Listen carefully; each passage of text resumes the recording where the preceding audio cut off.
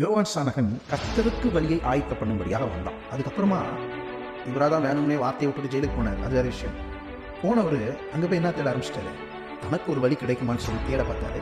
வழி கிடைக்கவே இல்லை. உடனே அவன் என்ன தெரியுமா நினைச்சான், இவர் தான் ஏசு கிறிஸ்துவான்னு தெரியலையே, எனக்கு இன்னும் வழி திறக்கலையே அப்படின்னு சொல்லி என்ன பண்ணான், இடவல் அடைந்தான் பைபிள் சொல்லுது. ஏசு போகும்போது என்ன சொன்னார், அவனை நான் என்ன பண்ணுறது எச்சரிக்கைன்னு சொல்லி உன் லைஃப் இதோட முடிஞ்சு போச்சு அப்படின்றதையும் சொல்லிட்டு அப்படின்னு பார்த்துக்கினாங்க.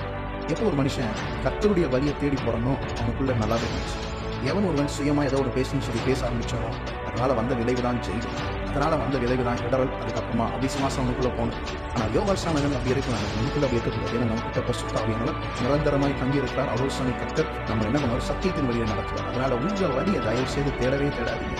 உங்கள் வழியை நீங்கள் விட்டால் மட்டும்தான் இயேசு கிறிஸ்துக்குள்ளான அந்த வழியில நீங்கள் போக முடியும். அப்பொழுதுதான் தேவ ராஜ்யம் உங்களுக்கு நிலையும்.